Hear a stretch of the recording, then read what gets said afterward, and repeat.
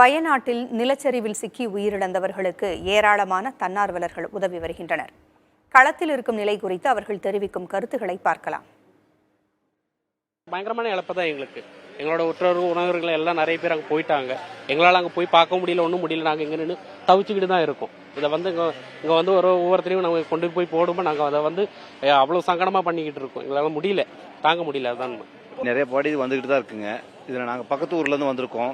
எங்களுக்கு இங்கே சொந்தக்காரங்க இருக்காங்க, பார்க்கறதுக்கு வேண்டி வந்திருக்கோம். நாங்கள் ரொம்ப சங்கடமாக இருக்குது. சின்ன குழந்தைங்கள்லாம் வளர்ந்துக்கிட்டு ரொம்ப ஒரு மாதிரி இருக்காங்க.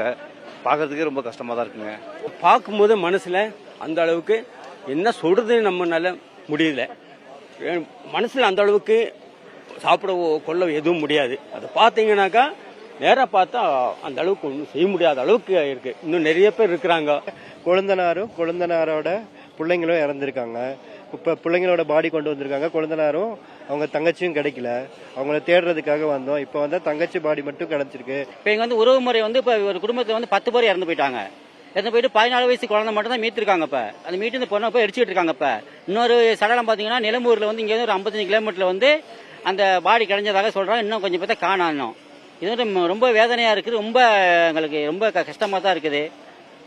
இந்த மாதிரிக்கே நிறையா குடும்பங்கள் இந்த மாதிரிக்கே ஆயிருக்கு. நிறையா இன்னும் மண்ணுக்குள்ள புதைவுன்னு இருக்கிறதாக சொல்கிறாங்க. இன்னுം അവങ്ങൾ എടുക്കുന്ന പണി നടന്നിട്ട് இருக்குது. സമാനതയില്ലാത്ത ഒരു സംഭവമാണ്. ഇതിനു മുമ്പ് ഇത്രയും വലിയൊരു അപകടം കേരളത്തിൽ ഉണ്ടായിട്ടില്ല. ഇത് വയനാടിന് മാത്രമല്ല, മുഴുവൻ കേരളത്തിലും മുഴുവൻ ഭാരതത്തിനും ഒക്കെ ഏറ്റവും താങ്ങാൻ പറ്റാത്ത ഒരു അപകടമാണ് ഇവിടെ ഉണ്ടായിട്ടുള്ളത്. ഇത് ഒരിക്കലും നമ്മുടെ കേരളത്തിലെ മറ്റ് അപകടമായിട്ട് താരതമ്യം ചെയ്യാൻ പറ്റാത്ത അത്രയും ഭീകരമാണ് ഇവിടുത്തെ അപകടം.